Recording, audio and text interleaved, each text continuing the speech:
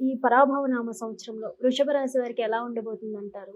వృషభ రాశి వాళ్ళైతే అదృష్టవంతులనే చెప్పాలి యాక్చువల్‌గాను. ఓకే. ఫస్ట్ మనం ఆదాయం, వ్యయం మాట్లాడుకుందాం. ఆదాయం వీళ్ళకొచ్చేది 5, వ్యయమేమో 14 అంటే ఖర్చు. ఓకే. సో, అలాగే ఏంటంటే రాజపూజ్యం 4 అండ్ అవమానం ఏమో 5. ఓకే. ఇది మనం చెప్పింది కాదు, పంచాంగాల్లో రాసింది. బట్ జనరల్‌గా మనం చూసాము అంటే వీళ్ళకి చాలా బావుందనే చెప్పాలి. ఓకే. ఎందుకంటే 11థ్ లార్డ్ రెండో సంచారం, తర్వాత మూడో ఇంట్లో సంచారం, తర్వాత నాలుగో ఇంట్లో సంచారం.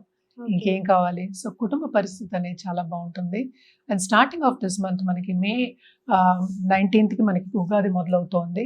సో, దాని తర్వాత ఏప్రిల్ 9థ్ లోపల స్టూడెంట్స్‌కి వాళ్ళు అనుకున్న రీత్యా వాళ్ళు సాధిస్తారు. అంటే ఓకే. వాళ్ళకి వచ్చే మార్క్స్ అంటే ఇంకా ఎక్కువ కావాలి అనుకున్న వాళ్ళందరూ మంచి మార్క్స్ సాధిస్తారు అని చెప్పడం జరుగుతుంది. స్టూడెంట్స్‌కి మాత్రం బ్రహ్మాండంగా ఉందని చెప్పాలి.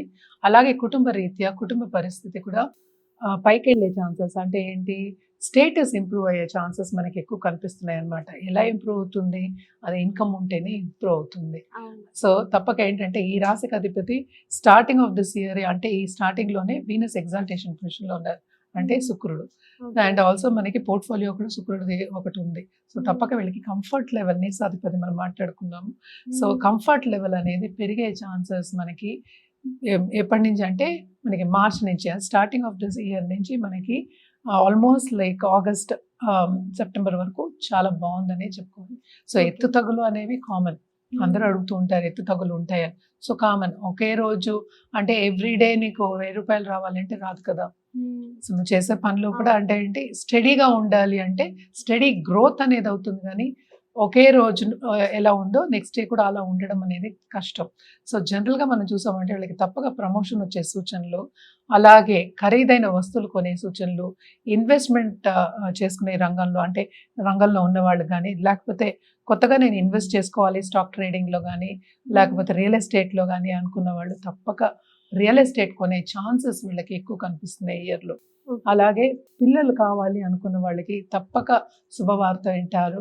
అలాగే ఇంట్లో కూడా శుభకార్యాలు జరిగే ఛాన్సెస్ మనకి ఎక్కువ కనిపిస్తున్నాయి. అంటే ఏంటి వీళ్ళకి ఏంటంటే సేవింగ్స్ అనేది ఇంక్రీజ్ అయ్యే ఛాన్సెస్ మనకి ఎక్కువ కనిపిస్తోంది. అలాగే బిజినెస్ పీపుల్‌కి మనం చూసాము అంటే కూడా తప్పక కొత్త బిజినెస్‌లు వచ్చే ఛాన్సెస్, అలాగే ఇప్పుడున్న బిజినెస్ కూడా విస్తరించే ఛాన్సెస్ మనకి ఎక్కువ కనిపిస్తున్నాయి. అది కూడా ఏ బిజినెస్‌లో చూసామంటే ఫుడ్ రంగంలో ఉన్నవాళ్ళు, కేటరింగ్ బిజినెస్‌లో ఉన్నవాళ్ళు, అలాగే స్వీట్స్. ఇప్పుడు ఇంట్లోంచి స్వీట్స్ చేసి మహిళలు చేస్తూ ఉన్నారు. ఉమెన్ ఆంట్రప్రెన్యూర్స్ వీళ్ళందరికీ కూడా చాలా బాగుంది.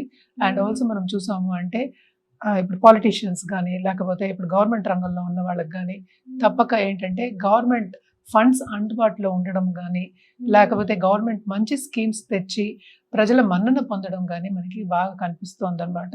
తప్పక వీళ్ళకి ఏంటంటే ఆధ్యాత్మికంగా కూడా గ్రోత్ అనేది కొంచెం ఎక్కువే కనిపిస్తుంది. తప్పక బాగుంటుంది. అండ్ ఆల్సో ఇంట్లో కూడా అనుకూల పరిస్థితి నెలకొంటుంది. లవ్ లైఫ్‌లో ఉన్నవాళ్ళు సరే పార్ట్నర్ ఇప్పుడే తెచ్చుకుంటున్నాం అనుకున్న వాళ్ళు, లేకపోతే లవ్ లైఫ్‌లో స్టడీగా ఉన్న వాళ్ళకి కూడా తప్పక దానికి ఒక రిజల్ట్ వచ్చే ఛాన్సెస్ మనకి ఎక్కువ. అంటే మంచి రిజల్ట్, పాజిటివ్ రిజల్ట్ నేను చెప్పేది.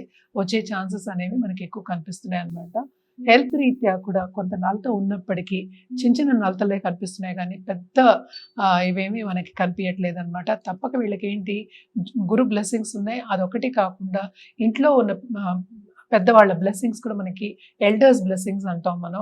బ్లెస్సింగ్స్ మనకి కనిపిస్తున్నాయి కనుక తప్పక వీళ్ళకి బాగుంటుందనే చెప్పాలన్నమాట. అండ్ ఆల్సో ఏంటంటే డిసెంబర్ నుంచి వీళ్ళకి నెక్స్ట్ ఇయర్ వరకు ఇంకా బాగుండే ఛాన్సెస్ ఉన్నాయి. ఎందుకంటే మనకి కేతు మనం చూసాము అంటే ఆయనేమో మనకి 3rd హౌస్‌లో సంచారం. So, one of the best సంచారం నేను ఎప్పుడు చెప్తూ ఉంటాను. 3, 6, 11 సంచారం చాలా బాగుంటుందని చెప్తూ ఉంటాను. అది డిఫికల్ట్ పీరియడ్ అయినప్పటికీ అది మార్పు వీళ్ళకి దాని తర్వాత కూడా బాగుంది. ఈ సంవత్సరం అంతా వీళ్ళకి కొంతవరకు సక్సెస్ఫుల్ ఇయర్ కింద మనం అంటే వృషభ రాశి వాళ్ళకి తీసుకోవచ్చు అనమాట. అన్ని పొజిషన్స్ బాగున్నాయి. ఎందుకంటే 11th శని ఉన్నాడు, 10th లార్డ్ 11th ఉండడం, 9th and 10th lord 11th ఉండడం. ఇంకేం కావాలి? బ్రహ్మాండంగా ఉంటుంది. అంటే ఏదైనా మనకి ఏంటంటే లాభం వచ్చే సూచనలు కనిపిస్తున్నాయి అనమాట. కానీ వీళ్ళు ఏంటంటే మర్చిపోయేది ఏంటంటే మనం ఖాళీగా కూర్చున్నా కూడా మనకి లాభం రావాలంటే రాదు. పని చేస్తేనే కదా లాభం వస్తుంది. సో, ఏదో ఒక పని చేసినప్పుడు మనం చేసే పనిలో లాభం వచ్చే సూచనలు మనకి కనిపిస్తున్నాయి. ఏదైనప్పటికీ వీళ్ళకి ఈ సంవత్సరం అంతా తప్పక ఏంటంటే సక్సెస్ఫుల్ ఇయర్ కింద మనం చెప్పుకోవాలి.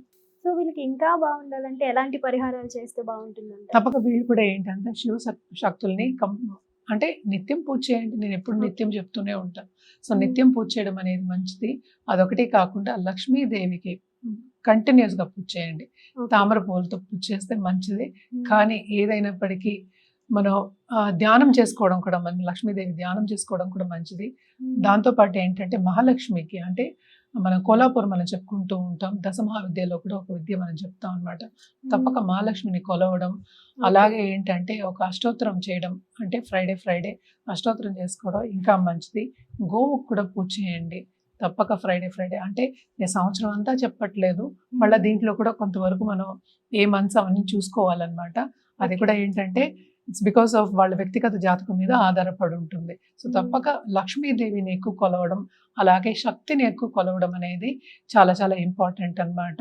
అదొకటి కాకుండా మన కలర్స్ విషయానికి వస్తే కనుక తప్పక వీళ్ళు రోజ్ గోల్డ్ ఫ్రైడే వేసుకుని చూడండి, చాలా మంచిది. దాంతోపాటు క్రీమిష్ కలర్ కూడా వేసుకోవచ్చు, చాలా చాలా బాగుంటుంది అనమాట. అంటే ఈ కాలంలో షేడ్స్ చాలా ఎక్కువైపోయాయి. మనం ఉత్తి క్రీమ్ అని చెప్తే చాలా షేడ్స్ వస్తాయి కనుక నేను క్రీమిష్ షేడ్ అంటున్నాను. సో ఆ కాంబినేషన్ వేసుకోవడం అనేది చాలా చాలా మంచిది అనమాట.